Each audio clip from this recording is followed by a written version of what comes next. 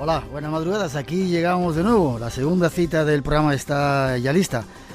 2 horas llenas de misterio que comienzan cuando son las 2:07, 1:07 en las Islas Canarias, aquí en Radio Nacional de España, desde el estudio 201, nuestro flamante estudio en la casa de la radio, vuestra casa. Y tras esa intro, saludar a nuestro invitado, Tomé Martínez. Buenas noches, Tomé. Buenas noches, Miguel. Un placer que estés aquí con nosotros. Lo mismo digo. Había pasado tiempo ya, ¿eh? Ya ves. Estoy muy contento de estar hoy aquí con vosotros. Yo también que lo estés. Déjame que te presente, eres periodista. Aquí dice, tienes página en Wikipedia, eso debe decir que ya eres un tipo importante. Sí, fíjate, no tenía ni idea, me has dejado perplejo. Periodista, científico y cineasta con una amplia experiencia en el campo documental y en el cortometraje. Has trabajado en montones de lugares como Año Cero, Enigmas, Misterios de la Arqueología y el Pasado. Has escrito varios libros, entre otros Civilizaciones del Cosmos, Tras las huellas del pasado, Galicia secreta y Grandes misterios del pasado, y Lugares mágicos de España y Portugal. Y has hecho algunos trabajos documentales como Galiza. Sí, Noite de Pedra. Galicia, Noche de Piedra. Galicia secreta y Viaja a Compostela, entre otras muchas cosas. Y me contabas a micrófono cerrado, no sé si lo podemos contar, ¿por qué te interesaste tú por estos temas, Tomé? Bueno, viene ya desde pequeño. Yo creo que lo tenemos un poco, a los que nos gusta el misterio, ¿no? Viene un poco en la genética, ¿eh? En lo que concierne a Galicia, pues en principio fue una búsqueda personal. ¿Eres gallego, no naciste en...? No, yo nací en Madrid. Lo que pasa es que mis raíces son gallegas y he tenido la suerte de que, bueno, pues no he perdido esas raíces. En casa hablamos gallego, en fin. Y de hecho tenemos pues un bagaje muy relacionado en la familia, ¿no? Con la cultura gallega, ya desde... por parte ya de incluso familiares míos, ¿no? Entonces eso me ha mantenido pues muy unido a Galicia y, bueno, precisamente por el interés personal de buscar un poco lo que son mis propias raíces, pues me fui impregnando cada vez más de aspectos meramente antropológicos, etnográficos, si quieres, conociendo un poco lo que era mi procedencia, ¿no? Genética, por decirlo, ¿no? Por parte de mis padres. Y al final, pues acabé descubriendo que detrás de los mitos, de las leyendas, pues hay algo, ahí está el misterio, que realmente el misterio es real, ¿no? Y a partir de ahí, pues ya me enganché para siempre. Me contabas que a los 12 años ibas a ceremonias de espiritismo. Pues sí, he tenido esa peculiaridad en mi tierna infancia, ¿no? Es verdad. ¿Quién te llevaba, tu padre o...? Bueno, en mi familia ha habido siempre parte de mi familia, ¿no? Ha estado muy relacionada con el mundo, digamos, del espiritismo y también con el mundo también de las creencias allí, ¿no? Sabes que, bueno, pues la gente acude habitualmente a curanderos, a sanadores, ¿no? Y a veces estos curanderos pues son más que eso, es decir, a veces, como tú muy bien dices, pues hacían reuniones de espíritus, que en el fondo pues era espiritismo, la práctica típica del espiritismo. Y yo eso lo he vivido desde muy pequeño, pues de una forma muy natural, ¿no? Y por eso te digo que no...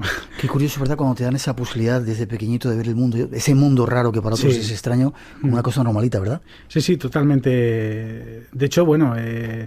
eso ha hecho pues que a lo mejor sea un poco desinhibido, ¿no? A la hora de contar ciertas cosas, aunque con los años te vas haciendo más hermético, ¿no? Porque indudablemente no es fácil contar estas cosas y menos a una audiencia, ¿no? Porque, bueno, es difícil. O sea. ¿Y te han pasado cosas raras? Bueno, sí, algunas cosas, pero yo creo que estas cosas al final son para uno mismo, ¿no? Es decir, forman parte... Pero bueno, si quieres que te cuente alguna cosilla, sí, alguna cosa rara me ha pasado. Vamos a ver, yo cuando tenía 14 años hubo una cosa que me llamó mucho la atención en una de estas reuniones. Solíamos ir los domingos, cada 2 domingos, en verano. ¿Dónde ocurrían esas reuniones? Pues mira, esto ocurría en Sinzo da Limia, en Apena, en Ourense. Qué lugar tan bonito esa zona. Espectacular. Estas reuniones las comandaba el desaparecido Eladio. Eladio era un personaje muy conocido en aquel lugar. Era, bueno, aparte de curandero, era menciñeiro. Y bueno, pues acudían numerosos videntes y digamos curanderos de las zonas limítrofes, ¿no? Algunos de bastante prestigio. Incluso recuerdo que iba gente incluso de otros países, de Alemania, de Portugal, acudían en momentos muy determinados a este lugar, ¿no? A estas reuniones. Y yo recuerdo que había una mujer que era una medium bastante potente. Además yo tengo familia de médicos que, bueno, ellos entonces estaban estudiando medicina, me acuerdo perfectamente, y un poco por interés quizá científico, no sé, pues les dio por ver a ver cómo era aquello de estas reuniones de los espíritus, ¿no? Y esta mujer entró en un trance alocado hasta el punto que entró en una especie de colapso y, bueno, este familiar mío que es médico pues incluso la tuvo que atender porque parecía que se nos iba, o sea, una cosa curiosa. Lo curioso es que cuando empezó a hacer esto, todo estaba en silencio, pero en el momento que empezó a hacer eso, todos los perros de la aldea se empezaron a aullar alocadamente y a ladrar. Luego me explicó la señora esta, ¿no? Yo tenía 14 años, ¿no? Pero bueno, explicó a todos que eran los espíritus, ¿no? Que andaban por allí y tal. Y es verdad, estuvieron durante, pues no sé, a lo mejor 20, 30 minutos como alocados, ladrando, aullando, una cosa muy curiosa. Es uno de esos hechos que, bueno, pues te desconciertan y que no entiendes muy bien. Entre otras muchas cosas os vamos a contar esto y otros asuntos. 2:17, esta noche vamos a disfrutar de la radio en la madrugada aquí en Radio Nacional de España. Llevándoos de viaje si queréis venir con nosotros. Ahora mismo están enchufándose a nosotros un montón de gente en América Latina. Dentro de un rato llegará la gente de Asia. Esto es Radio Nacional de España. No os confundáis, nos vamos de viaje.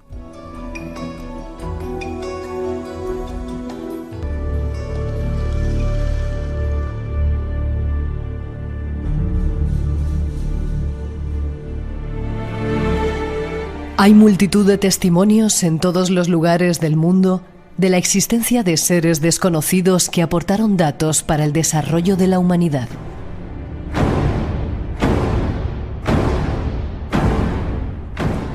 Algunos apuntan hacia una dirección concreta, hacia Sirio.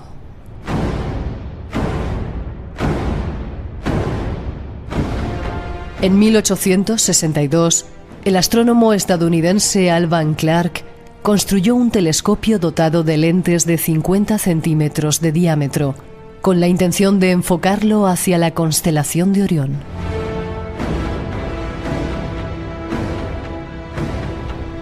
Dentro de este complejo de estrellas se encuentra el grupo estelar conocido como Canis Major, en el cual se localiza el astro más brillante del firmamento, Sirio.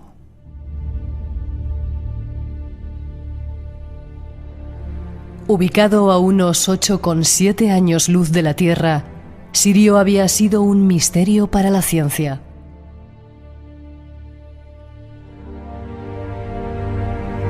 Hubo que esperar hasta que Alvan Clark construyó ese telescopio que era lo bastante potente como para desentrañar el enigma.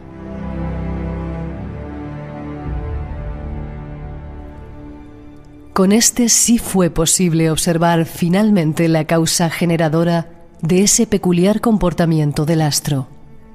Se había descubierto Sirio B, la famosa estrella Xotis de los antiguos egipcios.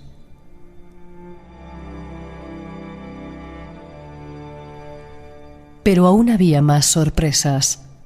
En 1995, dos investigadores franceses, Devenest y J.L. Duvin, se aseguraron que Sirio era un sistema triple y no doble. El nuevo astro Sirio C sería una enana roja, 500 veces menos masiva que el Sol, y al igual que Sirio B, muy poco brillante y por tanto inaccesible al ojo humano.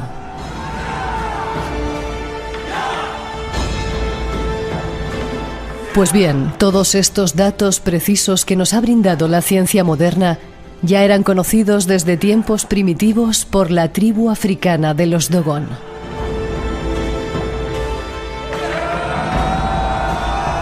Y según su propia mitología, fueron los propios habitantes de esos planetas lejanos quienes se lo indicaron.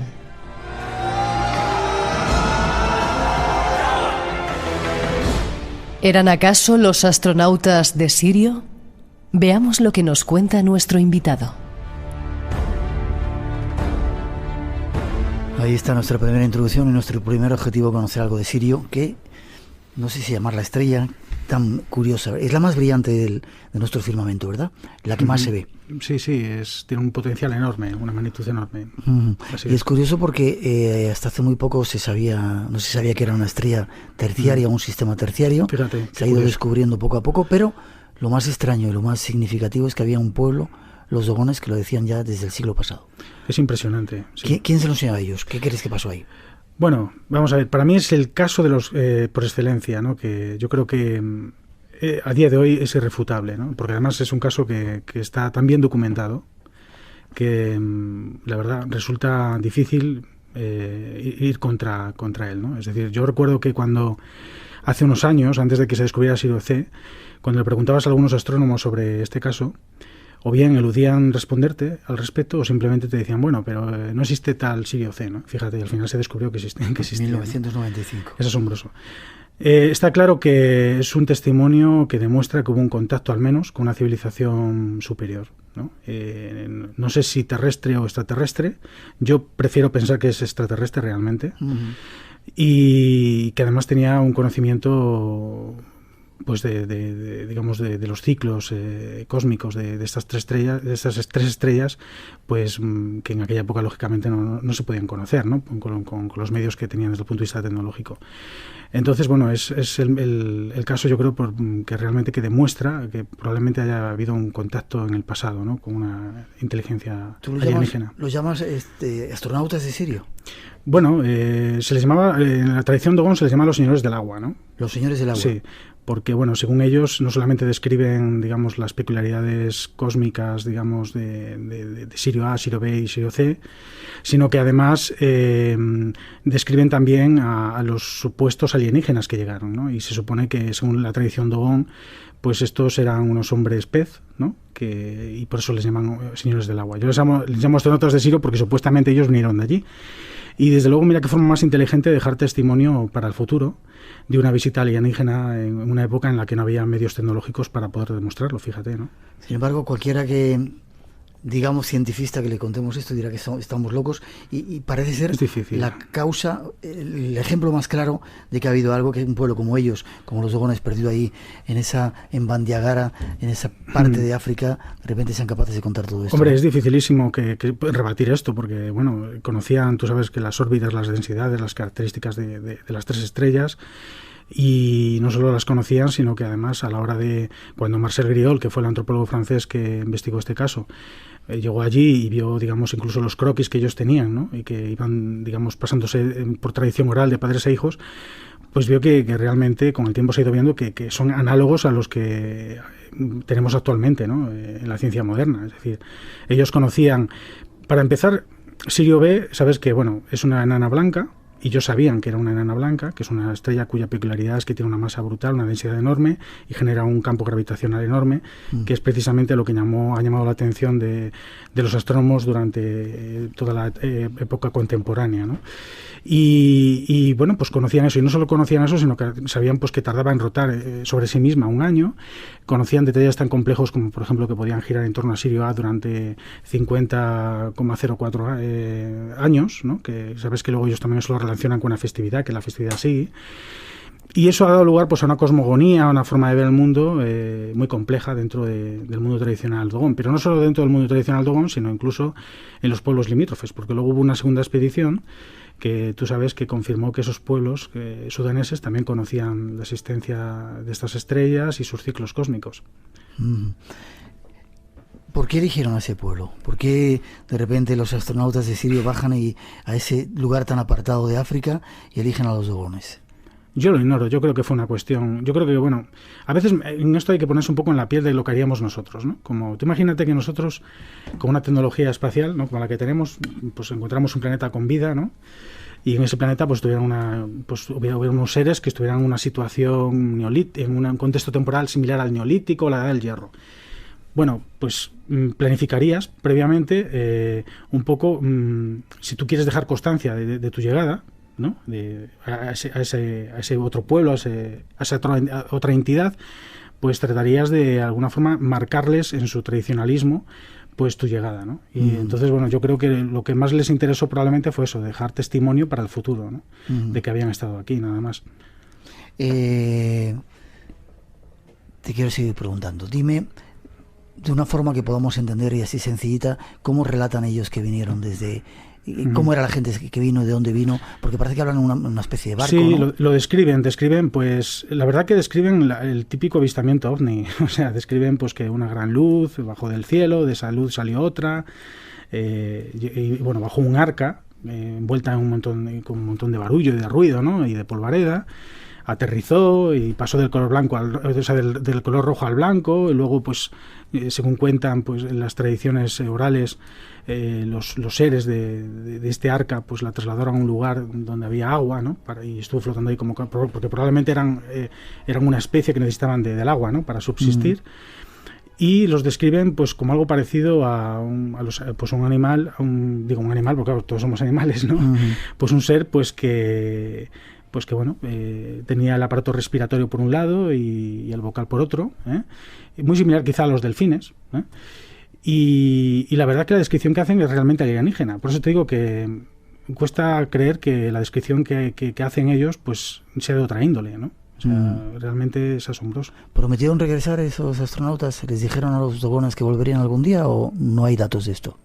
Yo creo que hay diversas interpretaciones sobre eso, ¿no? Sinceramente creo que no. Simplemente era un pueblo que efectivamente se dedicó luego a civilizarlos, yo creo que con el objeto de dejar constancia de su presencia en el pasado, y es algo parecido a lo que hacemos ahora nosotros cuando buscamos inteligencias extraterrestres de otra manera, ¿no? Buscamos señales del espacio. Bueno, pues esto es una señal que ha llegado del más remoto pasado, inteligentemente planificada, cuyo objeto es recordarnos a la humanidad de ahora, del futuro, de que ya hemos sido visitados en el pasado, muy probablemente. Los dogones hacen una fiesta cada no sé cuánto tiempo, sí, un poco rememorando esa visita del cielo. Sí, cada 50 años, que es el tiempo que tarda, digamos, Sirio B en dar una órbita completa en torno a Sirio A, ellos hacen pues un ritual que se llama el ritual Sigi, escenificando en sus máscaras y todo, pues la llegada de aquellos dioses instructores, y un poco en honor a ellos, ¿no? Yo estoy escribiendo ahora curiosamente sobre esta historia. Deberíamos ir a ver esa fiesta. Sí, a ver si nos enteramos cuando es. Sí, por favor.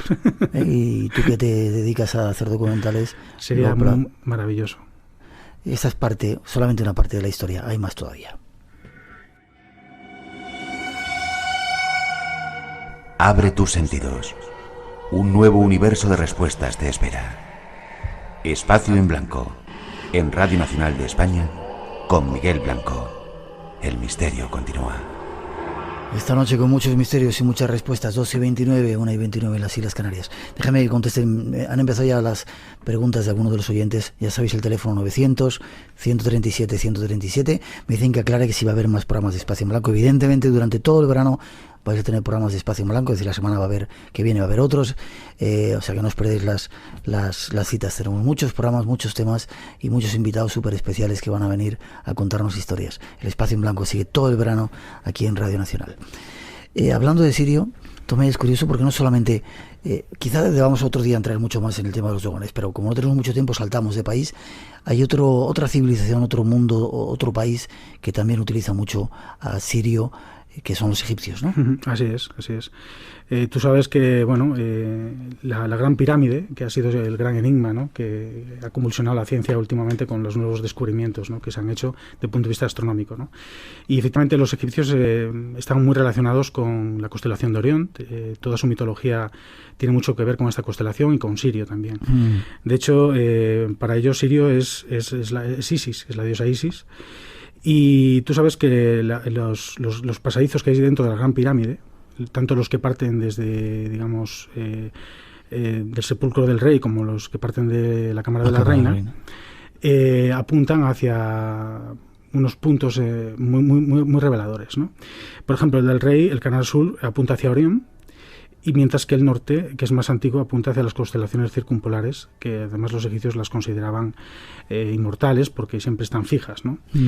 Y mientras que la cámara de la reina, que digamos estos pasadizos, que por cierto están sellados, apuntan hacia Sirio, hacia Isis. Por eso hay una relación muy interesante con los Dogon también, en ese sentido.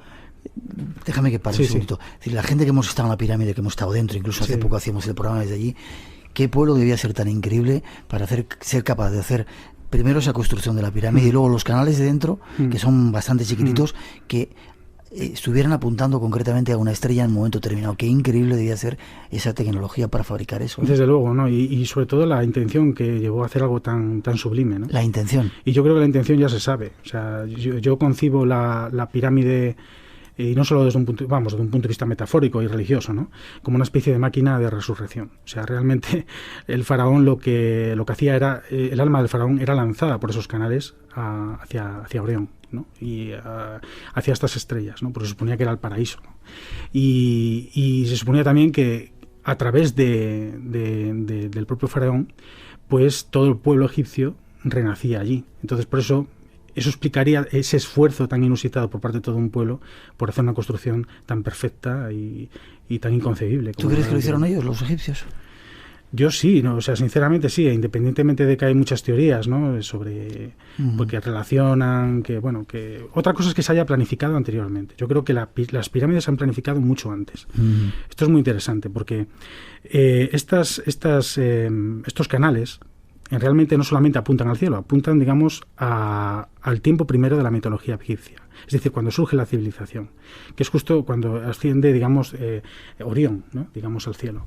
Y hoy se sabe, desde el punto de vista astronómico, que eso pasó pues en torno al 10.500 a.C., que es un contexto histórico muy interesante y que creo que nos puede dar las claves para entender cosas tan complejas como las que luego hablaremos seguramente, como son ciertos documentos o PARS, en concreto los mapas, ¿no?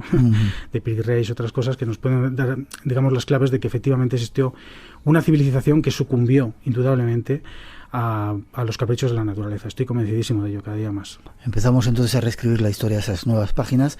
12.000 años antigüedad más o menos las pirámides, y curiosamente las 3 pirámides grandes, Keops, Kefren y Micerinos, son como una especie de mapa estelar que coincide exactamente con la constelación de Orión. Efectivamente, con el cinturón de Orión, así es. Y no solamente en Egipto, yo he visto cosas incluso en muestras arqueológicas más modestas. Ahora me estoy acordando de Galicia. ¿En Galicia? Se reproduce muchísimo la constelación de Orión. Qué curioso, ¿verdad? Que en todas las culturas se reproduzca la constelación de Orión. De hecho, hay una alhaja que se llama Alhaja del río Loureiro, donde aparece... ¿Alhaja de...? Laja es piedra. Sí, Laja es piedra, perdón. Del río Loureiro. Y esta alhaja representa, pues, de una forma idealizada, lógicamente, a un cazador, que es Orión, ¿no? Con sus 3 estrellas en el centro y todo. O sea, es una cosa bastante curiosa. Lo extraño, lo significativo es que parece que en este tiempo estamos empezando a descubrir esos pequeños detalles que se nos habían pasado, como si tuviéramos la necesidad de recomponer la historia para entenderla de una forma concreta, ¿no? Sí, yo creo que además aquí hay un mensaje muy claro, ¿no? Es decir, cuando se rememora por parte de tantas culturas de la humanidad del pasado ese momento de resurgimiento y desaparición de una gran civilización, es por algo, ¿no?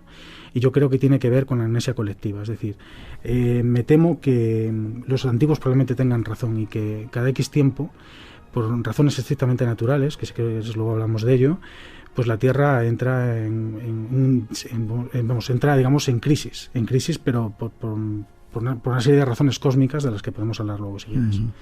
900-137-137 es nuestro teléfono por si queréis participar o intervenir.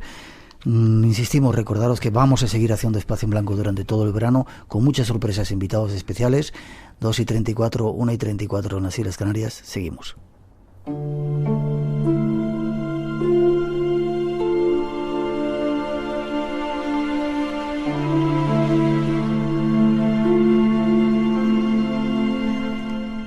En 1961, el astrónomo Frank Drake convocó la primera reunión del SETI, Búsqueda de Inteligencia Extraterrestre.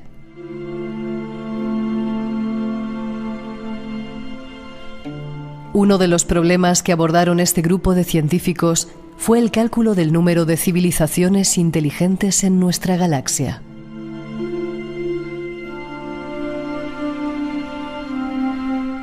Después de desarrollar su famosa ecuación, Drake calculó que podía haber unas 10.000 civilizaciones en la Vía Láctea, distanciadas entre sí unos 500 o 1.000 años luz.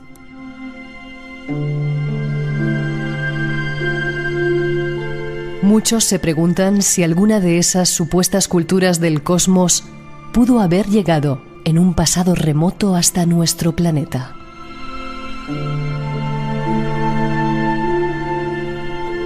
Algunos creen que sí.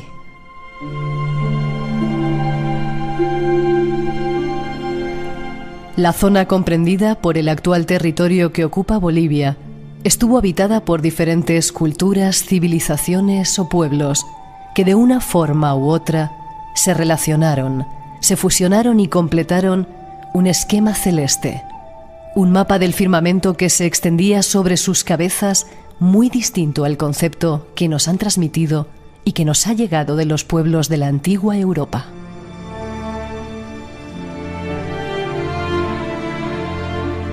Y no ocurrió solamente allí. también con los dogones, como hemos visto, y con los egipcios, y los mayas, incluso con los Hopi, y con los pueblos de Perú.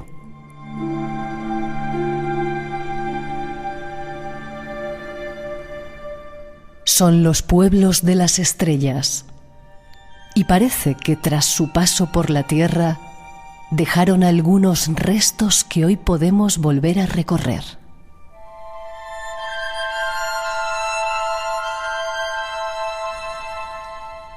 Nos ayuda nuestro invitado.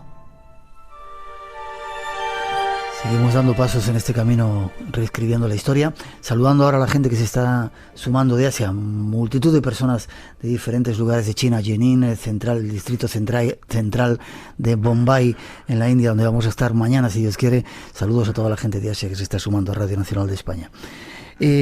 Vamos a hablar de estos pueblos de las estrellas. Había vestigios. Me decías antes que quizá haya que ir al origen de la civilización, a Nínive. Bueno, sí, podemos ir, pero incluso mucho más atrás. ¿Más atrás? Sí, bueno, a ver, está claro que este interés por el cosmos ha nacido paradejo a la religión. Estoy convencido de ello, ¿no? Y los testimonios desde el punto de vista arqueológico se remontan a 42.000 años atrás. O sea, se han encontrado... 42.000 años atrás. Sí, se han encontrado pues vestigios de huesos, ¿no? En los que aparecen incisiones de 28 y 347 incisiones, que representan ni más ni menos que pues la primera tentativa de calendario lunar, ¿no? Y no solo eso, las 347 incisiones realmente lo que nos están hablando es de los eclipses, es decir, que es el tiempo que tarda la luna en ponerse pareja a la Tierra y provocar un eclipse. ¿Dónde esas incisiones se hicieron unos huesos? Sí, están hechas en huesos y por lo tanto esa información astronómica nació en tiempos muy, muy oscuros, ¿no? De los que no apenas tenemos datos, y son las primeras fuentes de información que se poseen desde el punto de vista arqueológico. ¿Dónde se encontraron esos? Pues en Francia, por ejemplo, incluso en Italia, España, o sea, en numerosos países de Europa. Sobre todo en Europa son estos descubrimientos. Como si hubiera habido alguien, o como si ya supiera la gente que vivía en aquel tiempo. Sí, estaba claro que era una información, empezaron a observar el universo, yo creo que por motivaciones, ya te digo, religiosas, de tratar es lo que va en nuestra especie, ¿no? De comprender qué hacían los dioses ahí arriba, ¿no? Y empezaron ya a guardar este tipo de información, a preservarla el paso del tiempo. Y bueno, cuando ya hablamos de civilizaciones tan avanzadas como la Sumeria, pues ahí, sin embargo, esto no explica pues ciertas cosas que los sumerios poseían desde el punto de vista del conocimiento astronómico, a pesar de que la astronomía, como ves, se remonta a tiempos muy lejanos. Antes, fuera del micrófono, hablábamos de la constante de Nínive, que era la constante del sistema solar de los sumerios, eso quiero que es un grandísimo descubrimiento. Pues, ¿qué es eso de la constante de Nínive? Sí. Pues mira, la constante de Nínive, en 1850, en unas prospecciones arqueológicas, un diplomático inglés llamado Layard descubrió en la colina de Kunjut, cerca de Bagdad, unos restos dentro de la villa de Nínive, de la antigua biblioteca de Asurbanipal, pues unas 30.000 tablillas escritas en cuneiforme.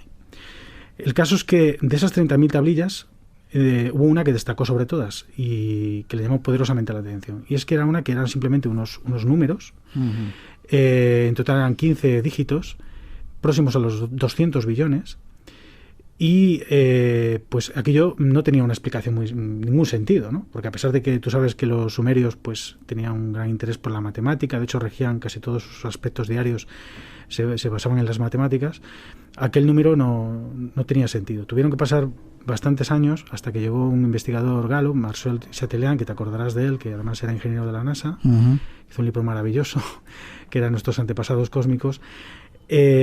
Bueno, él se dio cuenta de que realmente lo que aparecía ahí era una constante cósmica expresada en segundos, no en días como hacen los mayas, ¿no? En su calendario. En segundos. En segundos. Empezó a hacer, que bueno, no lo vamos a hacer aquí porque no acabaríamos nunca, además es muy complejo, pero empezó a hacer todo tipo a discernir que a través de este código pues se traducían inmediatamente pues constantes y ciclos cósmicos tan complejos como la precesión equinoccial o los ritmos idónicos de Venus, en fin, incluso de planetas exteriores. Y esto ya es aún más asombroso porque, vale, entonces en aquella época eran visibles 5 planetas por parte de los astrónomos, pero los planetas exteriores supuestamente no se conocían. ¿Planetas exteriores a qué te refieres? Pues Plutón, o sea, los planetas, digamos, más alejados.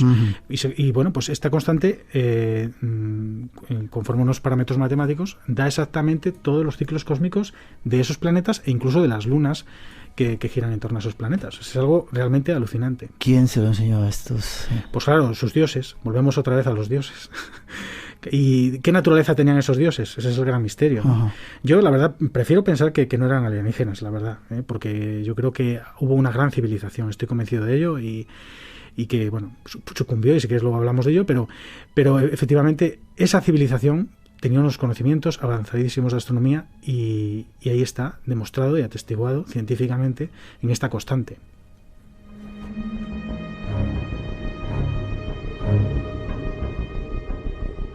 Yo ya no sé por dónde seguir, si ir al Valle de los Gigantes, ¿lo llamas tú? En Jabaren. Sí, en el Sáhara argelino. Sí, bueno, tú sabes que Henry Lott en los años 30 era un coronel británico que recorrió aquella zona por motivos estrictamente militares y un día de casualidad, que esto siempre pasa en arqueología, todo es por casualidad, entre comillas, ¿no? Pues se despertó y a pocos metros encontró un panel rupestre impresionante en donde aparecían los famosos cabezas redondas del Tassili, ¿no? Y apropiadamente les llamó los marcianos del Tassili, ¿no? Porque realmente tienen una apariencia muy extraña, muy extraña.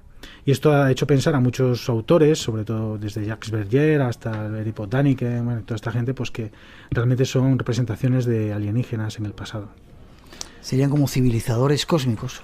Bueno, yo sobre ese particular, en concreto este tipo de representación, soy más crítico. Y tú que además eres una persona versada en chamanes y tal, yo creo que tiene mucho más que ver con ese mundo. Con el mundo de los chamanes. Con estados alterados de conciencia. Yo creo que, y seguramente que una persona tan experta como tú, que ha estado en 100.000 movidas, y llegaría, creo que casi probablemente a esa misma conclusión. O sea, yo creo que es algún tipo de representación simbólica, de viaje del alma, no sé cómo explicarlo, que quedó plasmado ahí y que tenía un significado religioso.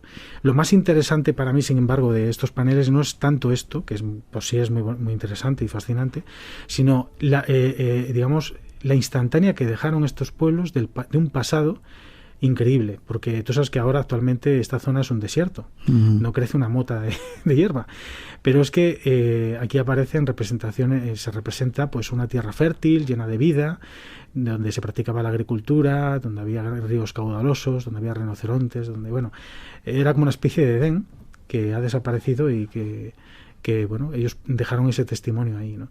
No obstante, sí hay misterios en esas pinturas rupestres. También nos cuentan misterios que a lo mejor no tienen nada que ver con los chamanes y sí tienen que ver con alienígenas, aunque sea un poco chocante, porque tú bien sabes que aparecen también estos seres, o parecidos a estos seres de cabeza redonda, unos seres al lado de una serie de artilugios parecidos a los famosos objetos no identificados que se llevan a mujeres embarazadas. O sea, es un tema bastante curioso.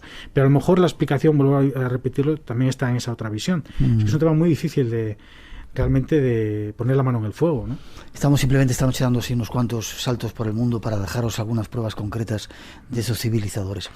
Y lo he contado alguna vez en el programa. Hay otro lugar, estando en el desierto del Sáhara, algunos miembros de un grupo me decían, que está ahora mismo con algunos problemas con Marruecos, me decían que había un lugar muy parecido al Tassili, desconocido, lleno de pinturas que teníamos que ir a visitar, que ahora mismo era un poco problemático por claro, ese problema que tienen. Otro lugar donde deberíamos ir. Se nos ponen los dientes largos. Otro lugar donde deberíamos ir. Antes de seguir con más vestigios, ¿qué tiene que ver todo esto con... Es decir, esos civilizadores del cosmos, esos gran cantidad de planetas que supuestamente tienen vida, según los científicos, hasta 10.000 en sistemas, planetas con posibilidad de vida en nuestro sistema, en nuestra galaxia, han podido dejar algún tipo de resto más en los monumentos megalíticos, en Stonehenge, en otros lugares, como una muestra de lo que podía ser el cielo? No, yo no, en ese caso no. Yo creo que la prueba más evidente de un contacto alienígena en el pasado es el caso de los Dogones. Seguro, vamos, no hay otra prueba y es la más documentada. Y es difícil de rebatir, como hemos dicho. El resto yo creo que son más especulaciones, ¿no? Más o menos fundadas, cada uno las fundamenta como buenamente puede.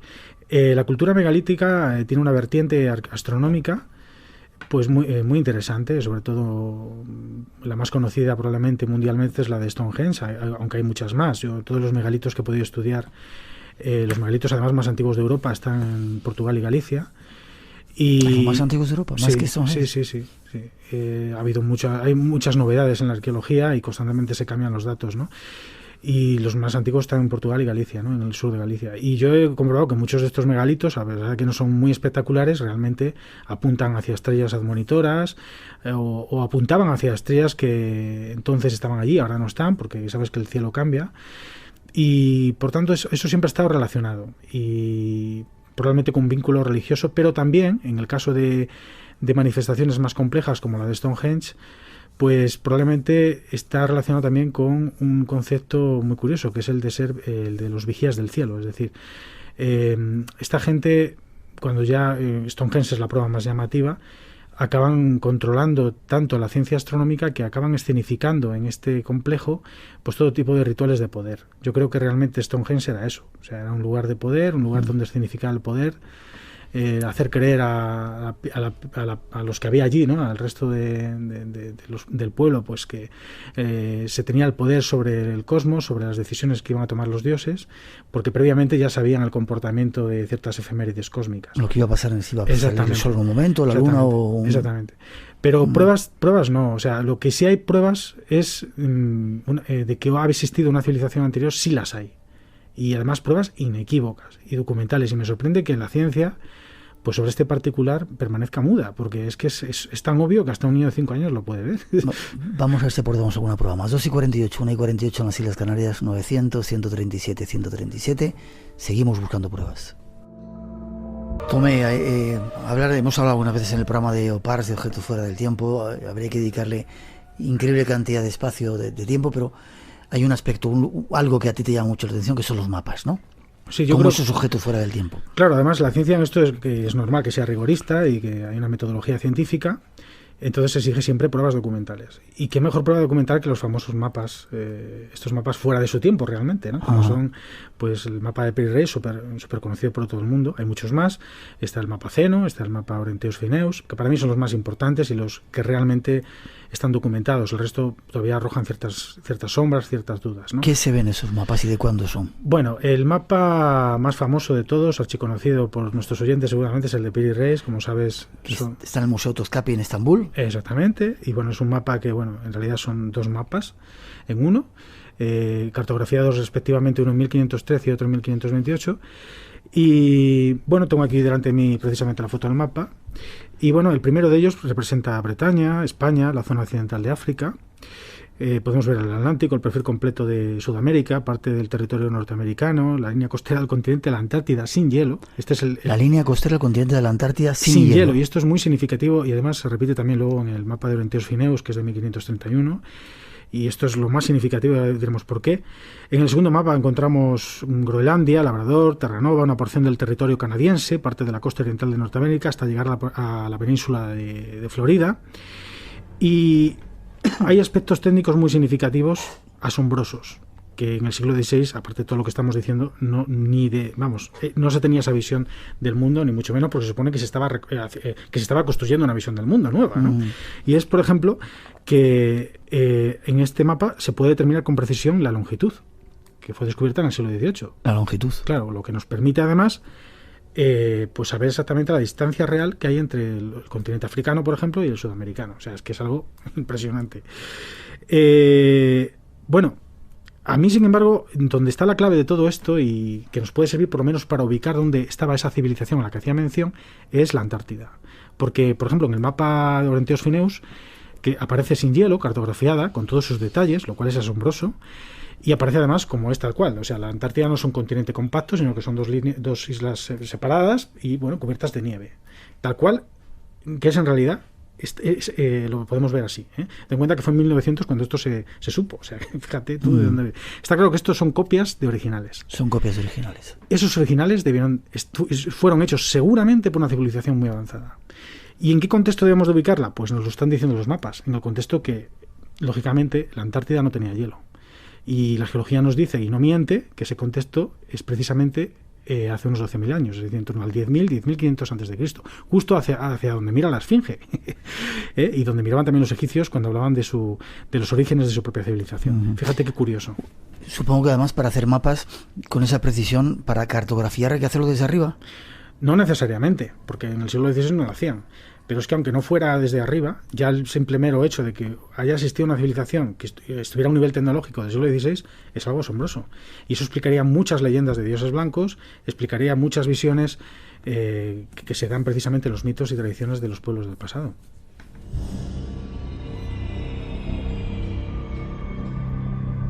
$12.000 años de antigüedad. Hablabas de trazadores y de impactos cósmicos. Otro tema Nos quedan 3 o 4 minutos. ¿Tiene que ver con esto de los mapas?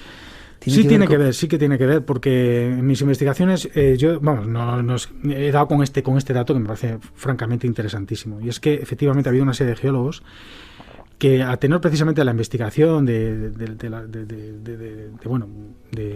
la caída de meteoritos a la Tierra, ¿no? Un poco impelidos por esa visión, pero también teniendo en cuenta el respaldo de ciertos mitos que hacen referencia a supuestas caídas de meteoritos, incluso en la propia Biblia, ya sabes, se habla en el Apocalipsis de que caen piedras del cielo y tal. Ajá. Pues han dado efectivamente con trazadores de impactos en torno al 7.620 a.C.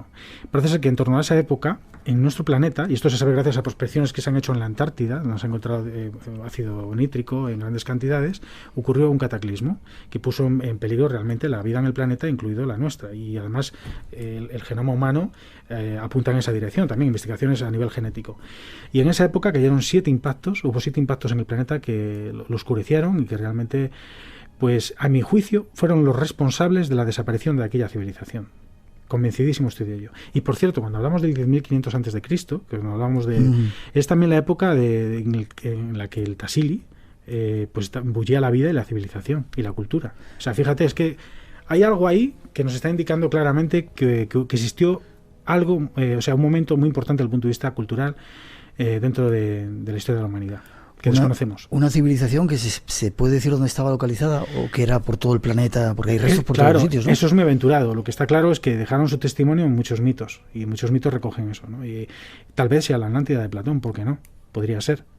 Pero está claro que existió una civilización. Ahora, la arqueología algún día, ojalá que nos pueda dar los indicios de esa civilización de una forma más plausible. Decían unos poquitos minutos antes de hacer la primera pausa para las noticias, ¿por qué son tan reacios a reconocer toda esta serie de evidencias que ya parece que son súper evidentes, ¿no? Me refiero a historiadores, arqueólogos, oficiales. Tengo amigos científicos en el CSIC, ¿no? De hecho, hace poco hice una cosa con ellos, un documental.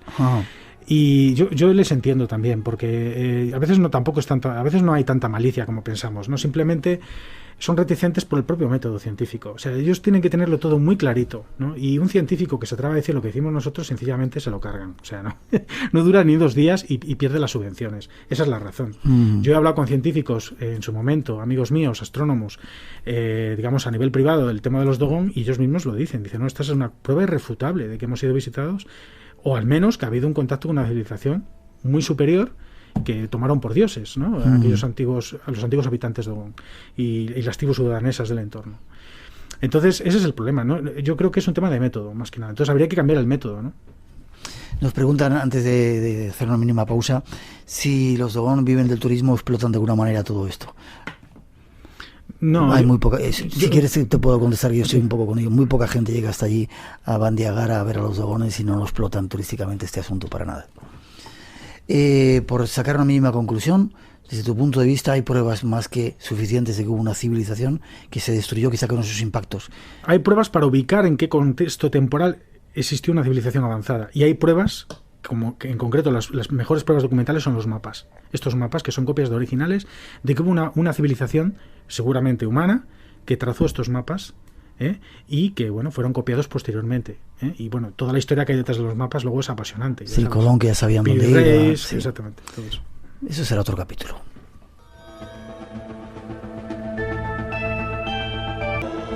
Tenemos que hacer una mínima pausa. Llegan las noticias de las 3, las 2 en las Islas Canarias. Enseguida regresamos. Las aventuras que nos esperan hoy en este original programa, ahí va un avance.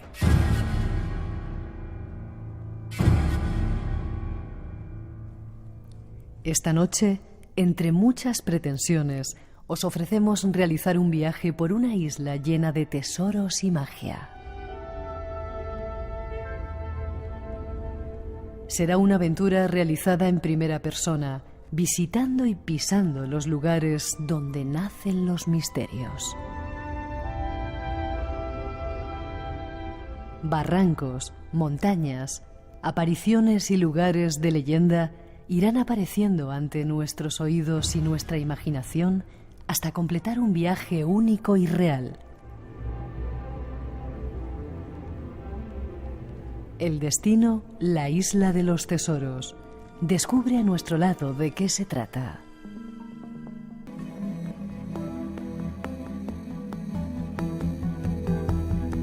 Esas son parte de nuestras intenciones esta noche. Un programa, ya vais a descubrir, muy viajero, que nos va a desvelar diferentes misterios. Redes sociales abiertas, en contacto con vosotros en cualquier parte del mundo donde estéis.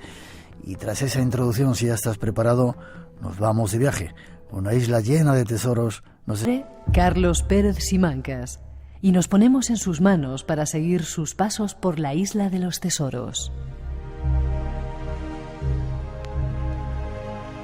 Hay mucho por descubrir, ya veréis.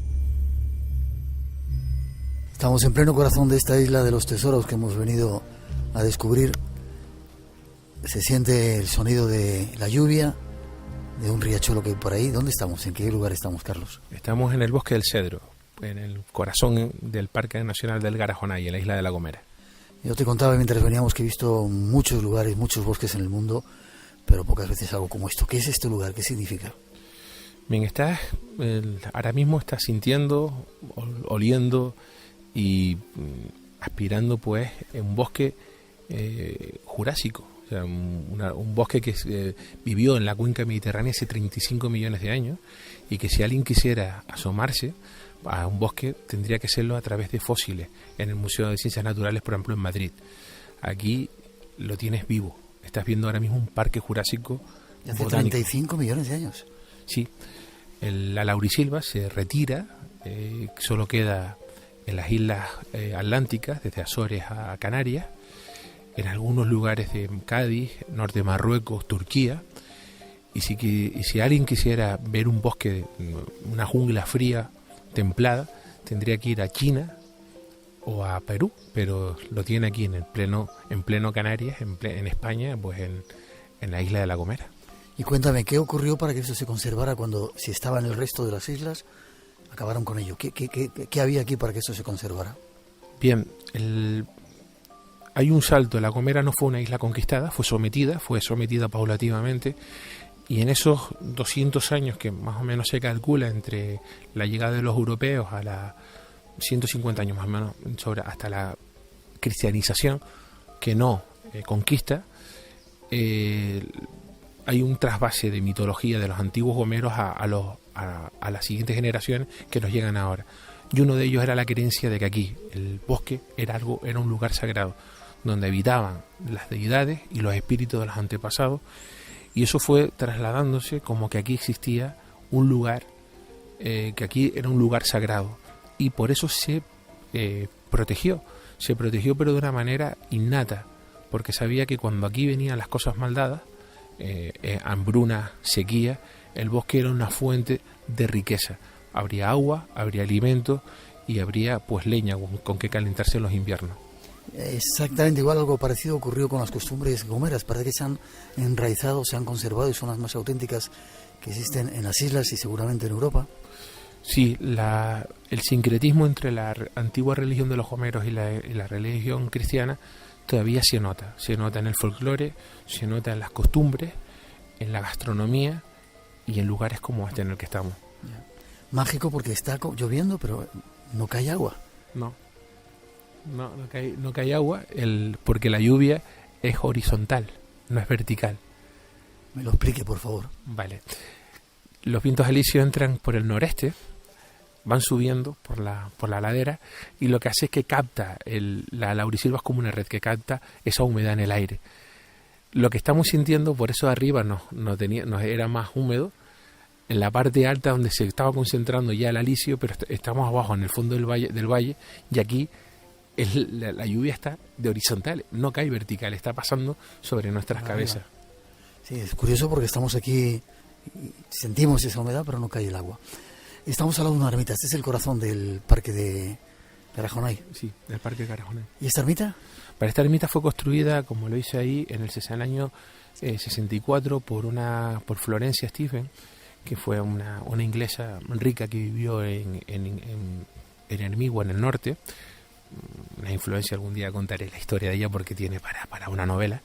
Pero este lugar fue cristianizado. Este lugar, al igual, hubo 3 lugares más en La Gomera que se les cristianiza, porque aquí existía una festividad, se celebraba una fiesta en torno a agosto, y era una fiesta que, como vemos en otros lugares, sobre todo en el norte de África, era una especie de ofrenda que hacías a la naturaleza, como digo, a las deidades que vivían aquí, para que el siguiente año de cosecha fuera un año bueno, que hubiera agua, que no hubieran plagas y que aquí las cosechas fueran bien.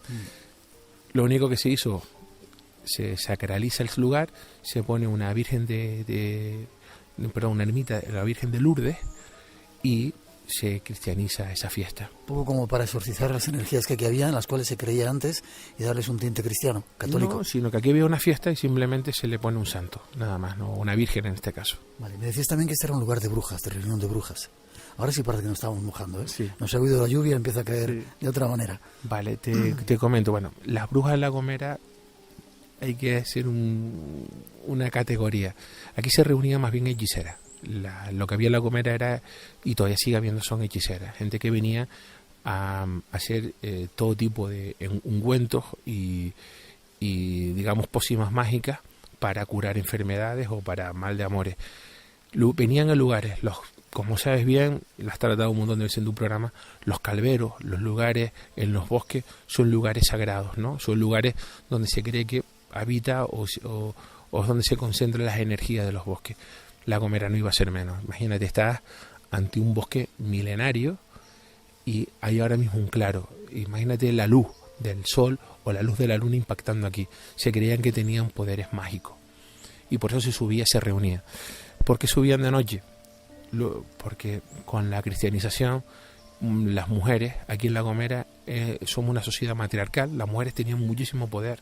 Las parteras, por ejemplo, eran jueces que impartían justicia, y eso le tocaba a las narices al estamento religioso en este caso, y las condenó a brujas, a llamarlas brujas a estas mujeres, a las parteras y a las curanderas, y por eso venían al atardecer sin que nadie lo viera para ellas hacer sus pócimas o sus conjuros.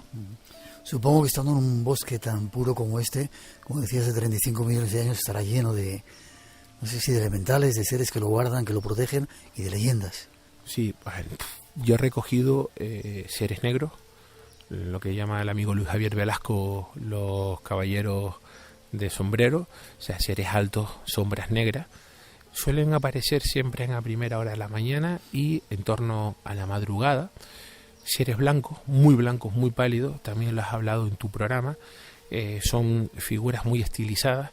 En muchos casos en La Gomera son mujeres.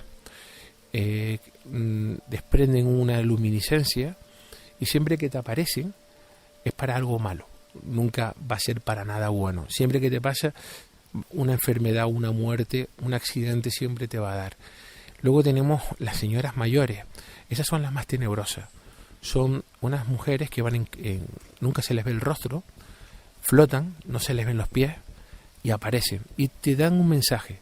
También nunca el mensaje es bueno. Yo recogí un testimonio de un señor de Vallehermoso que él, siendo niño, se tropezó con una mujer, una de estas, y todo el camino y se le iba apareciendo, hasta que ya harto se le viró y le dijo: ¿qué quiere? Y le dijo: 2 iréis a la guerra, solo 1 vendrá.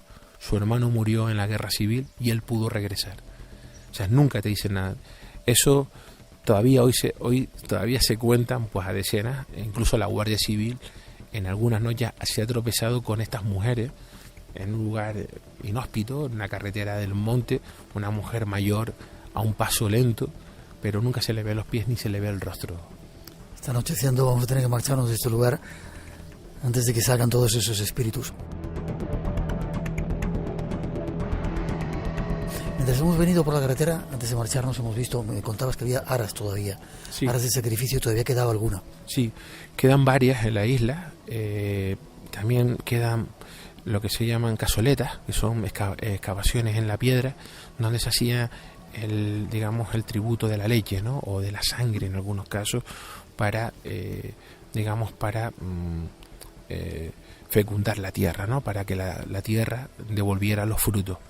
Hay aras de sacrificio. El incendio del 2012 fue una desgracia, pero si podíamos decir que fue algo bueno, fue que sacó a relucir muchos restos arqueológicos que habían en torno al parque, por lo que creemos que el bosque creció. En épocas nativas estaba muy atrás, se había sacado para leña, y hay muchas áreas de sacrificio siempre alrededor del monte. La ermita que tú estás viendo aquí es la única que está dentro y se construye en el siglo XX. Del resto, nunca en La Gomera, y eso es un tema a tener en cuenta. Yo no le he encontrado explicación. No se construyó ninguna iglesia dentro, ninguna ermita, siempre están todas alrededor del parque, al igual que las áreas de sacrificio. Solo hay una gran área de sacrificio que está en el alto del Garajonay, pero no hay, o sea, está todo alrededor del parque. Y para terminar, cuando llegábamos aquí en San Sebastián de Garabandal, me contabas que había una serie de cruces encima de una montaña que se llamaba... Se llama el Mayal. Los Mayales son una especie de espíritus malignos, también femeninos. En el norte de África se les llama Mayat, y son mujeres muy blancas, con el pelo negro, se le cubre la cara, los pechos secos hasta atrás. Representan la esterilidad y mataban niños. Al igual que aquí en La Gomera, las brujas vampiras que atacaban a los niños que no habían sido bautizados. De hecho, cuenta Betancur Afonso que los niños que habían sido bautizados, la misma noche, por el olor al óleo sacro, las brujas eran atraídas por ese olor y iban a buscar a los niños porque de ahí obtenían su poder. San Sebastián tiene cuatro cruces que digamos que es como una especie de exorcismo para que el mal no entre, pero hay otros pueblos donde también hay cruces, como la de Chipude, una cruz donde hay que poner siempre un tributo, una flor o una piedra para salvaguardarlo de los espíritus que puedan entrar, en este caso las brujas vampiras, como la llamaba Betancur Afonso. Si te gusta el misterio, lo desconocido, tienes una cita con nosotros. De 2 a 4 de la madrugada, del sábado al domingo. Espacio en Blanco, con Miguel Blanco, en Radio Nacional.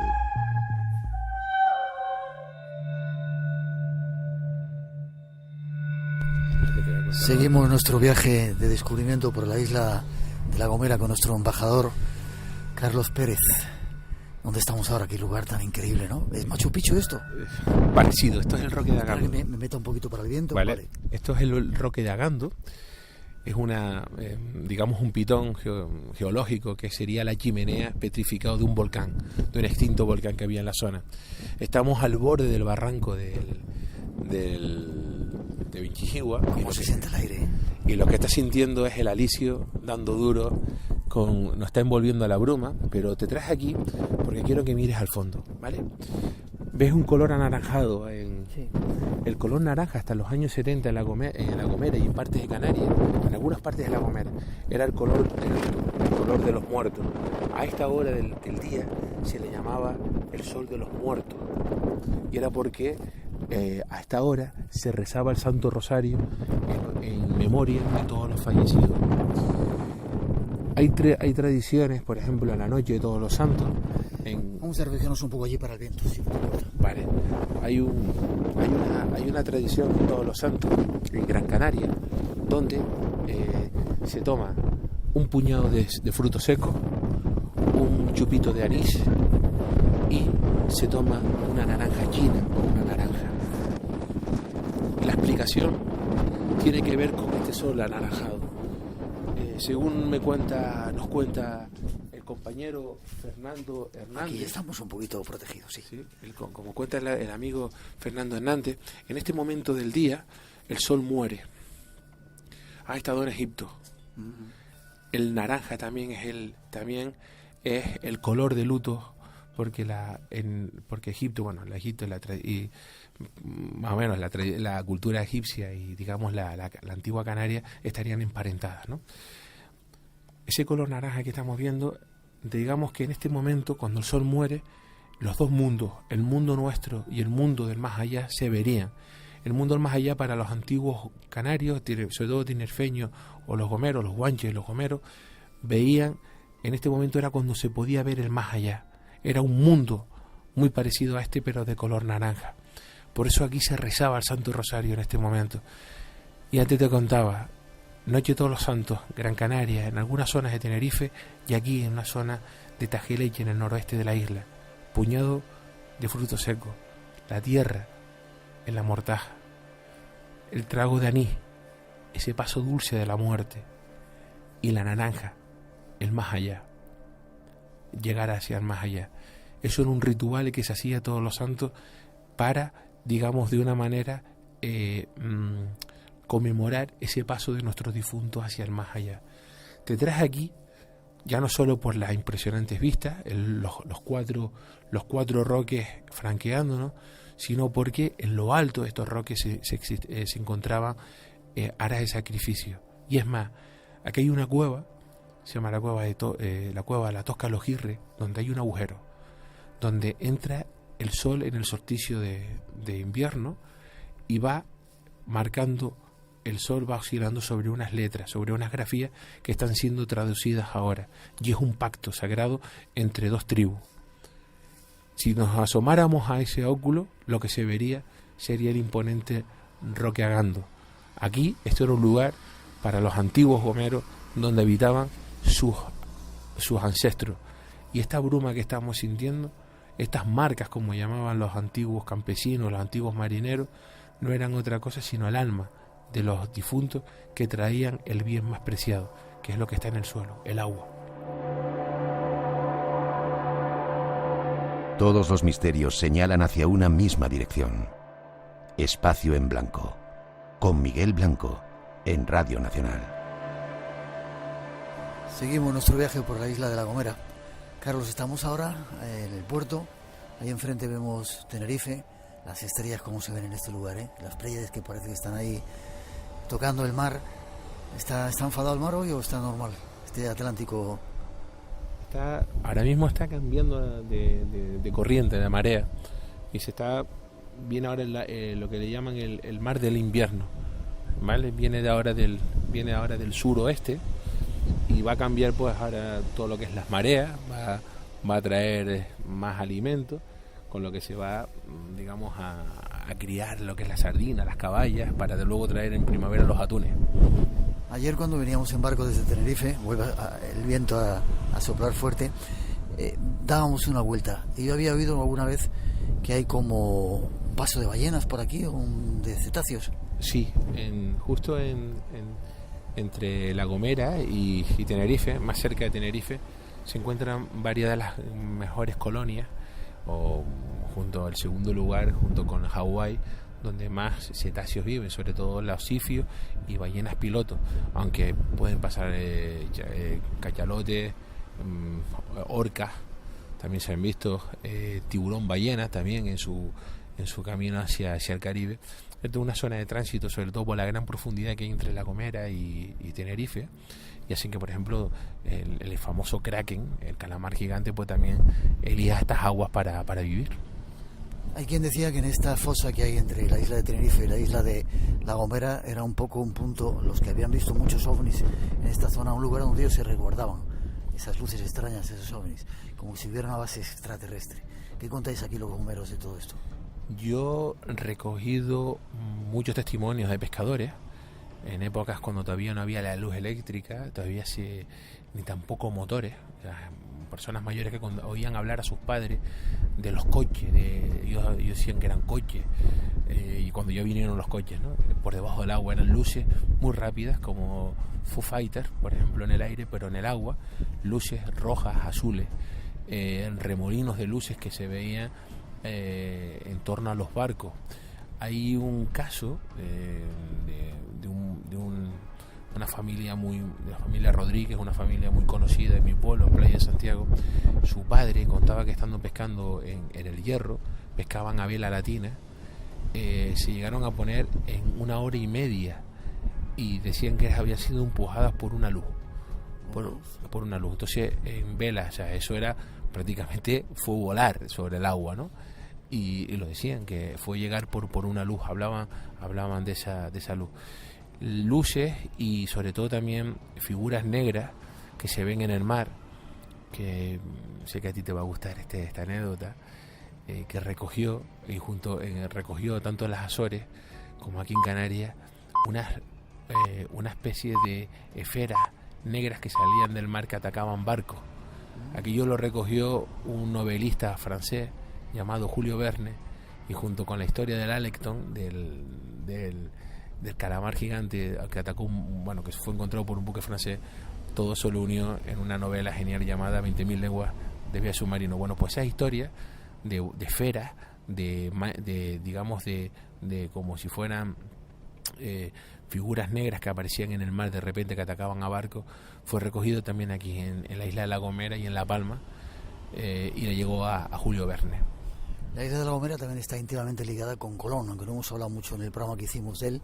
De aquí sale Colón en uno de los viajes, ¿no? Se dejó llevar me contabas, por unos vientos que había.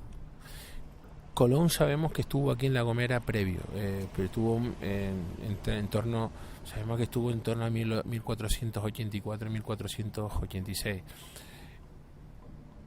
Hay un libro que está desaparecido, hay quien dice que lo desaparecieron, un libro que fue firmado por Francisco Montes de Oca, era el cronista y historiador en la Universidad de La Laguna, en la que él recoge un romance, un pie de romance, que es lo que se canta en el folclore de la isla de La Gomera, en el que el encuentro que tiene con el prenauta, como decía JJ Benítez, ese encuentro que se cita en la isla de Porto Santo, Madeira, fue aquí en La Gomera. Eso explicaría por qué Beatriz de Bobadilla, unos 8 años más tarde, ayudaría a Colón en esa empresa, porque pudo haber estado en las conversaciones, o sobre todo en esa confesión en la que le explicaban que a no sé cuántas jornadas se encontraría pues una tierra rica y una tierra nueva no descubierta. Y aquí, como decía, se dejaba llevar por los vientos alisios y cogía ya la autopista hacia América directamente como si nada, y que ya lo sabía, una especie de ruta secreta que ya tenían.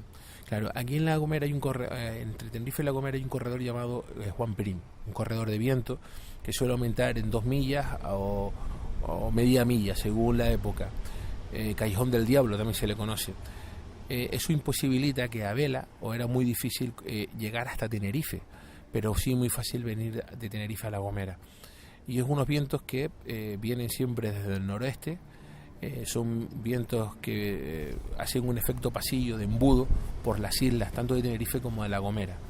Esos vientos los conocía Colón, y los conocía también Fernando Magallanes cuando llega a Tenerife, porque esos vientos los portugueses fueron los primeros que descubrieron, las voltas, esos vientos que lo cuenta magistralmente Carlos Canal en sus libros. Bueno, pues aquí en La Gomera están esas voltas, esos vientos que te hacen entrar en la corriente del Golfo, y esos vientos que te hacen salir de la corriente del Golfo cuando vienes desde América. Colón lo sabía, y lo único que tuvo que esperar aquí en La Gomera era el momento propicio de que esos vientos, como el que está soplando ahora, fueran propicios para empujarlo hacia la corriente del Golfo y con ello enviarlo hacia América. Hace un momento estábamos arriba en el corazón de esta isla, en ese parque de Garajonay, envueltos en una bruma y en un bosque increíble. Ahora estamos en la playa, sentimos el mar ahí abajo. Se llama la playa de la Cueva, ¿esto por qué? La playa de la Cueva, sí. Justo encima de nosotros, a nuestras cabezas, está el Parador Nacional. Eso se le llama la Punta de la Horca. Bueno, te voy a contar una historia que tuvo lugar aquí, arriba. Aquí encima del Parador se le llama la Horca, como te comentaba. Y Pedro de Vera lo que hizo fue echar mano a todos los canarios cautivos que estaban en aquel momento trabajando como servidumbre, no como esclavos, sino sí como servidumbre, porque al ser bautizados no podían ser esclavos. Eso le cuesta, a Pedro de Vera le costó pues un juicio sumarísimo frente a los Reyes Católicos. Hay una carta en la que una carta bastante dura de Isabel la Católica, porque había incumplido sus órdenes, y de hecho a su nieto para ir a América tuvo que utilizar otro apellido que no el de Pedro de Vera, porque no podía ir a América, porque era un apellido maldito. Su nieto se llamaba Alvar Cabeza Núñez de Vaca. Pedro de Vera, como te comento, suben a 300 gomeros. Había ya en la horca y empalado más de 60 gomeros, según cuentan las crónicas, y le toca el caso a uno ya bautizado llamado Pedro Aguachiche, un gomero, al cual se la ahorca, pero la cuerda se rompe porque por el peso de la horca. Pedro de Vera, que estaba allí, manda a tirarlo hacia el agua, en el mar. Se va a una chalupa a medio de la bahía de San Sebastián de la Gomera, amarran a Pedro Aguachiche y lo tiran al mar. Cuando todavía la chalupa no había llegado a tierra, según cuentan las crónicas, Pedro Aguachiche salía por la playa. Pedro de Vera, todavía ya furibundo, rabioso, vuelve otra vez a que lo tienen. No podían con él, ¿eh? No podían con él, lo vuelven a tirar, le amarran bien las cuerdas y vuelve a escaparse y llega nadando, jadeante, porque lo habían tirado todavía mucho más lejos, pero salió nadando y llegó nadando hasta la playa. Cuando fue ya por cuarta vez que lo querían matar, un fraile se le acerca y le pregunta cómo se había escapado, si eso era arte del diablo, y él decía que no, que había una dama, una señora que se le asomaba. Él atinó a decir Santa Catalina, que se le aparecía, o la Virgen, ¿no? Él decía más o menos así, y claro, empezaron los frailes a gritar milagro, milagro, milagro, y Pedro de Vera se tuvo que ir rabioso porque no pudo matar a Pedro Aguachiche. Esa historia llegó a oídos de Beatriz Bobadilla, que en ese momento era la señora de la isla, y se la contó al que en el futuro sería su marido, que sería Fernández Lugo, conquistador de Tenerife, que lo puso a su servicio, y la historia de Pedro Aguachiche ya ahí se acaba. Pero fue un inmortal al cual se le quiso matar 3 veces y las 3 veces sobrevivió.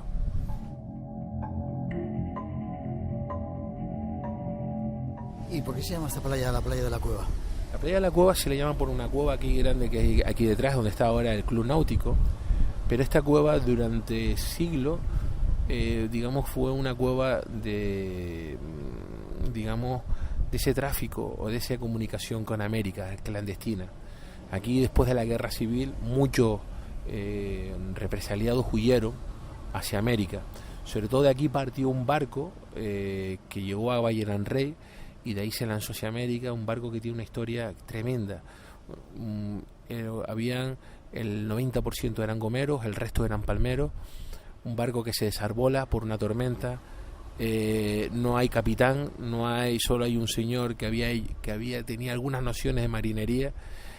Tienen que racionar la poca agua que hay y consiguen llegar hasta Curazao, y de Curazao les dan la derrota para llegar al puerto Vallarta, Venezuela. Fue tanta la historia, porque de Aruba, fue tanto la historia que en Aruba, que saltó a Latinoamérica, y cuando llegó estaba la policía de inmigración venezolana para lo que nos suena ahora, ¿no? La policía para apresar a estos canarios que iban a entrar de manera ilegal. Fue tanto la gente que se agolpó para ver a aquella gente que no pudieron apresar a ninguno, porque huyeron. Bueno, apresaron a algunos, pero la mayoría se escapa, ¿no? Entre el gentío. Bueno, pues salieron de aquí, de esta playa, de la playa de la Cueva. Una playa que también sirvió para el extraperlo, para el comercio ilegal de objetos que había, sobre todo cornamentas de ciervo que hubo aquí, la seda, como te había dicho, y un colorante que llamaba la horchilla. La horchilla fue algo era tan valioso que valía su precio en oro, y se vendía en las cortes para crear el color dorado de los cuadros. ¿Sale de la tunera o...? No, es un líquen que nace en los riscos, pero detrás de eso tenía una trágica historia. Para poder recolectarlos tenían que enviar a niños en cuerdas de cáñamo, porque eran los que menos pesaban, y llegaron, eso me lo contaba Tanagua Hernández, que hizo una investigación en el archivo parroquial de Vallehermoso, que es la más antigua de La Gomera, y era una historia brutal. Había un año en el que morían hasta 40 niños porque despeñados, ¿no? Se recogía en el acta una frase terrible, que era: solo se pudieron recoger los despojos. Los combates se centran ahora en Judeida. Una encuesta del periódico Le Figaro dice que solo el 19% de los franceses... El movimiento inquieta al poder porque está afectando a la popularidad de Putin. 5 continentes. Con María Eulate. Tenemos una cita con la información internacional. Nos dirigimos a los 5 continentes para comprender las claves de las grandes cuestiones mundiales. La inmigración, el gran tema de su estrategia. 5 continentes. De lunes a viernes a las 7 de la tarde en Radio 5. Casas encantadas, encuentros en otros mundos, enigmas de la historia. Elige tú el misterio. Vuelve a reencontrarte con lo desconocido, cuando, dónde y como tú quieras. En rtv.es a la carta, los podcasts de Espacio en Blanco te esperan. Espacio en Blanco, con Miguel Blanco, en Radio Nacional.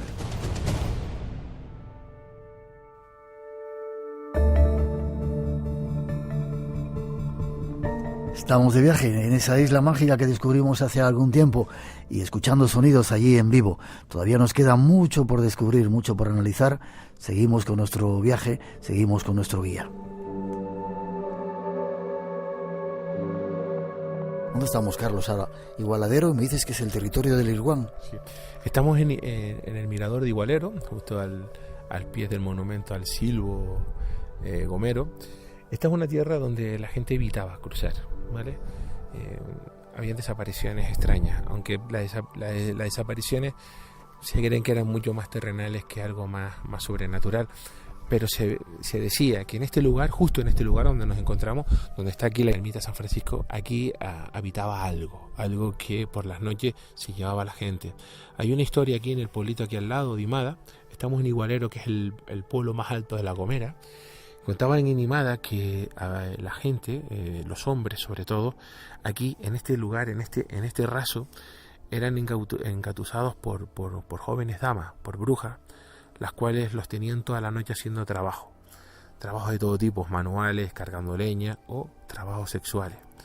Pero lo importante es lo que está aquí enfrente. Justo enfrente tienes a la fortaleza Yipude, un volcán en plancha, esa lava viscosa que se queda arriba, y todo lo alto, hasta no hace mucho, existían todo tipo de ceremonias para hacer exorcismo. Nos cuenta Salazar, un cura de Hermigua, que hacía un inventario parroquial, un inventario para el arzobispo de Sevilla, en el año 1789, como arriba en lo alto, curas católicos hacían exorcismo todavía utilizando las tradiciones de los antiguos gomeros. Eran descendientes de gomeros, curas descendientes de gomeros, que hacían llamamientos a la lluvia con... emitiendo nubes negras. La parte de abajo estaría la cueva de San Blas, una cueva que el día después del día de la Candelaria el sol impacta dentro y había todo tipo de tradiciones. Se cree que si en esa cueva, ¿vale?, en ese momento está justo en el momento en el que el rayo entra en la cueva, puede ser transportado a San Borondón. En esta zona, desde Alajeró hasta La Saya, es el lugar de Canarias donde más avistamientos de San Borondón, o la isla La Manteca, esa isla de las tierras frescas que en años de penuria se aparecían por aquí. Y sigo el camino, mucho más abajo tienes la ermita erigida al doctor José Gregorio, venezolano, que es el lugar donde aparecía la luz de la Vega abajo. Esto es una tierra de brujas, de iguanes, de luces, y sigue siendo una tierra mágica, una tierra en la cual aventurarse de noche por estos parajes te puedes llevar alguna sorpresa. Como que aparezca ese extraño ser del Irguán. Y veo que hay una ermita en este lugar para cristianizar, quizá para quitar el poder pagano que tenían esta zona. Sí, La Gomera tiene una particularidad que no la tienen el resto de las islas, y es que ha habido lugares que se han cristianizado en pleno siglo XX.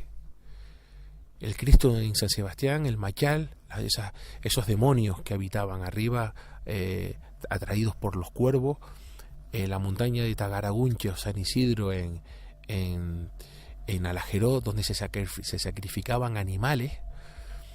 Aquí, donde estamos ahora mismo, para mitigar ese poder maligno, y un poquito más allá, no se ve, estaría la ermita de Guadalupe en Guará. En Guará existía otra festividad. La gente se reunía ahí a finales del verano para alentar, digamos, para llamar a las buenas cosechas. También se dirige ahí la patrona La Gomera. Y es más, si cogiéramos un mapa celeste de las estrellas el día 21 de diciembre y lo pusiéramos sobre un mapa en La Gomera, verías que Guadalupe, Las Nieves, Chipude, Huará y la Virgen de los Santos Reyes corresponden a constelaciones que están en el cielo. Seguimos viaje de descubrimiento de la isla de los tesoros aquí en La Gomera.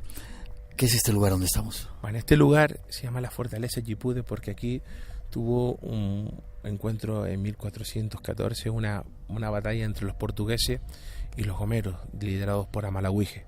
Los portugueses se refugian, asediados por los gomeros. Hay una firma de un tratado en el que hay una especie de colaboración, de amistad. Los portugueses se retiran y se cuenta la leyenda, porque estamos justo en el lugar donde empieza el territorio de la Luz de la Vega Abajo. Esta zona por aquí se le llama la zona de los hachones. Hachones son antorchas, porque la gente veía procesiones espectrales. Hay una reminiscencia de tradición gallega que nos viene a través de la galaico-portuguesa sobre el tema de la Santa Compaña. Pues aquí también existe. Pasa que estas eran almas en pena, almas que estaban buscando misa.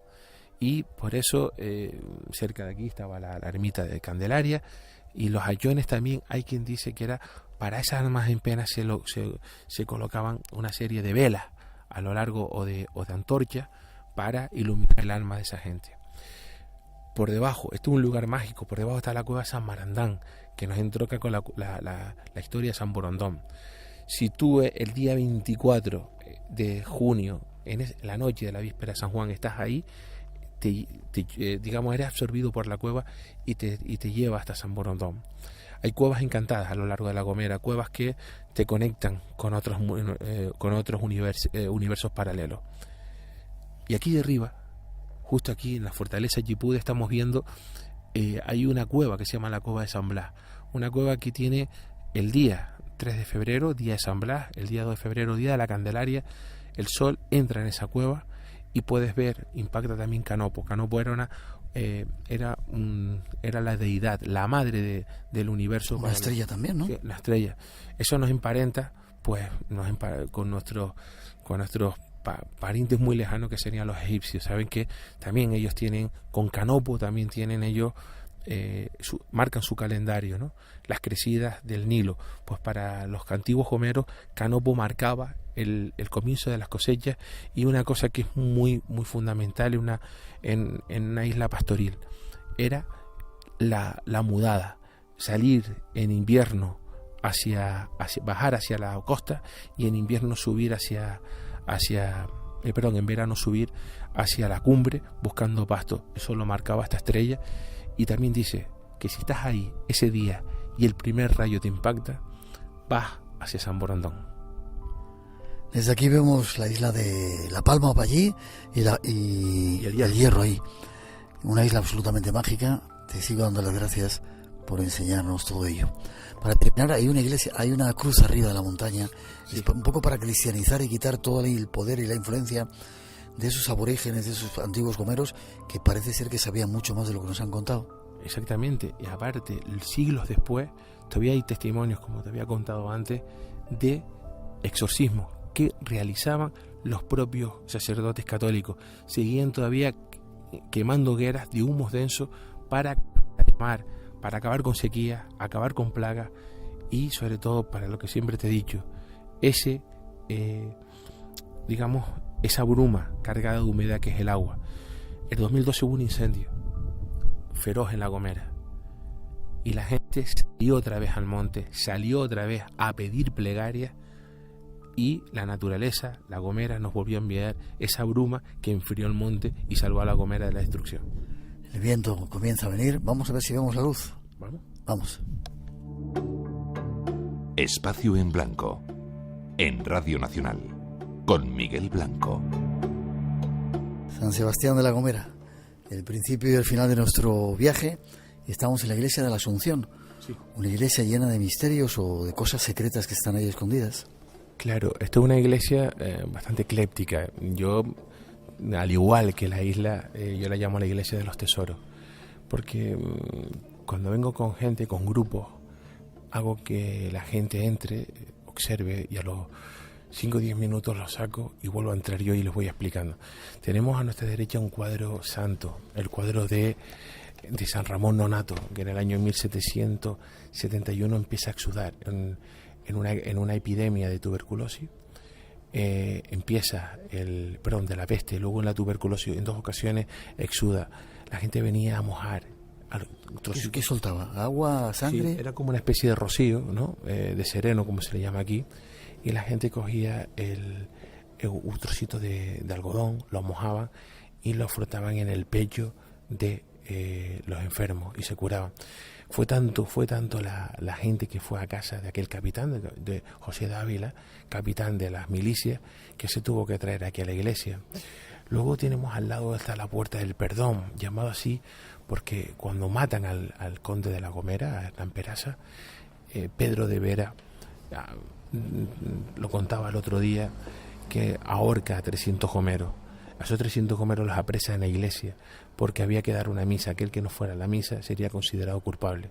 Vinieron muchos gomeros a la iglesia y según estaban sentados, fueron sacados a la fuerza por esa puerta y llevados hasta la horca. Luego tenemos una Virgen de la Salud que estaba tapiada. Una Virgen que fue cambiada por azúcar cuando La Gomera estaba produciendo azúcar. Sabes que los pueblos, el azúcar se vendía muy bien en los mercados de Flandes, en Holanda, y fue cambiado. Pero lo más importante es que esta Virgen es una Virgen negra, una Virgen gótica, que sale de La Rochelle. La Rochelle, templarios. Claro, una Virgen negra. Y estaba en un lugar. Juan Carlos Hernández, el arqueólogo conservador aquí de la isla, te habló de hará sacrificio alrededor de las nieves. Pues estaba ahí en las nieves, en una de las primeras ermitas que se construye en Canarias y en La Gomera, en un lugar muy, muy, muy sagrado para los antiguos gomeros. Pues ahí estaba tapiada porque un sacerdote, según cuentan, en un caso de idolatría, lo esconde para que no fuera más adorada. O la otra historia es que cuando se echa el poder del conde para que no fuera mal vendida. Luego tenemos un retablo de Luján Pérez. Luján Pérez era masón. Fíjate, Miguel, el triángulo, el pelícano, una pirámide encima de la cúpula, que es una cúpula muy parecida a la de San Pedro en Roma. ¿Era como hay signos masónicos dentro de una iglesia? Sí. ¿Cómo? Pregunto. Porque quien lo hace era masón. Pertenecía a la logia, a la francmasonería de Las Palmas. El rito escocés estaba en Tenerife, la francmasonería en Las Palmas, y este Luján Pérez era muy masón. Hay estrellas de 8 puntas, nudos gordianos. Pues ahí, en ese templete, encima de la cúpula de San Pedro, está un pensador de Rodin. Y significa la fe, la razón por encima de la fe. Como en símbolo cristiano estaría la muerte de Cristo, ese tránsito a la espera de la muerte, de la resurrección, y la resurrección a través de un pelícano grado 33 en la masonería. Todo un montón de mensajes secretos para quien sabe entender, ¿verdad? Sí. Está claro que esta iglesia habría que entrar con ojos de iniciado. Los nudos que estamos viendo, los nudos marineros que estamos viendo en las columnas, ¿vale? Eso también son mensajes que nos están contando que estamos en un lugar con cierto poder y sobre todo con ciertos mensajes. A la izquierda tenemos el retablo del Pilar. Todo ese conjunto tiene que ver con el mural que tiene. Es un mural que es el único mural militar que hay en Canarias dentro de una iglesia y uno de los pocos que hay en toda España. Habla del ataque de Witham de 1743. En el Museo Arqueológico pudiste tocar las balas que fueron disparadas contra la villa de San Sebastián de la Gomera. Bueno, pues Diego Bueno, que está en una esquina de uno de los cuadros, el defensor de La Gomera, sabía de la importancia de salvar la isla ante ese ataque y construye todo un retablo con los Corpus de Aroca. Pero es más, en ese retablo, en una de las esquinas, hay una maldición. Aquí se hizo una antigua ceremonia llamada el anatema, que es para expulsar a alguien de la iglesia, del mundo de Dios, para dejarlo a los pies de Satanás. Bueno, pues aquí se realizó contra los hocicos del diablo, que así se le llamaban a los ingleses. Luego tienes por aquí un cuadro de María Magdalena. María Magdalena en un templo católico, en el que está aconsejado por el arcángel. Allí hay también masones, allí hay también algunos símbolos ocultistas, ¿no? Nos están hablando de eso, ¿no? De lo que se esconde detrás, ¿no? Si nos fijáramos, María Magdalena parece que está embarazada. En el cuadro habría que mirarlo bien, hay que mirarlo desde un ángulo. Luego tenemos aquí una Santa Teresa, que es la primera obra que nos viene desde Cuba, la primera obra que viene de Cuba, hecha, realizada en Cuba y exportada a Canarias, esa que está aquí. Y también hay varios cuadros que vienen de la escuela de Andalucía, de Zurbarán. Y dentro estaría otro cuadro, está escondido, está guardado. Hay quien dice que durante muchos años alguien muy poderoso quiso apropiarse de ese cuadro. Hay quien dice que el cuadro se quiso llevar al obispado porque un obispo lo reclamó. Ese cuadro fue pintado muy rápido por un niño que se estaba muriendo en La Gomera. El padre manda a pintar ese cuadro y durante toda una noche ese cuadro se pone encima del cadáver incorrupto de Sor María Antonino, una monjita muy carismática del norte de Tenerife, que muere y se queda incorrupta. Ese cuadro se da a La Gomera, se posa sobre el niño durante toda la noche y el niño sana milagrosamente. El cuerpo de Sor María de Antonino desaparece. Hay quien dice que no está contento con que al no poder coger el cuadro se llevó el cuerpo. Qué curioso, la iglesia de los tesoros la llamas, ¿verdad? Sí, hay muchísimo más. Están enterrados los condes de La Gomera, Guillén Peraza, el que muere en La Palma intentando conquistarla, Juan Rejón, el fundador de Las Palmas, está enterrado aquí. Y no olvidemos, en este templo rezó Colón, Cortés, Pizarro, Vasco Núñez de Balboa, todo aquel que Ponce de León, todo aquel Juan Sebastián Elcano. Una última pincelada. Juan Sebastián Elcano en la expedición de Loaiza, sentado aquí con Carlos Canales, le dije algo que Carlos Canales no sabía, y eso me enorgullece porque le pude decir algo a Carlos Canales. Bueno, sentado aquí en esta misma iglesia, Juan Sebastián Elcano hizo jurar ante Dios que lo que iban a ver no lo podían decir. Desplegó el mapa del paso de Magallanes, de cómo tenían que pasar aquel paso, y fue aquí en La Gomera. Bueno, la expedición de Loaiza, con aquella San Lesme que supuestamente descubre la Antártida y llega hasta Australia, pero bueno, aquel que fue un desastre. Iban gomeros en esa expedición, y ahí fue aquí donde Juan Sebastián Elcano les enseña aquel secreto. Déjame que echemos un rezo antes de marcharnos, y te doy las gracias, te lo decía en ese primer programa que hicimos allí en La Gomera.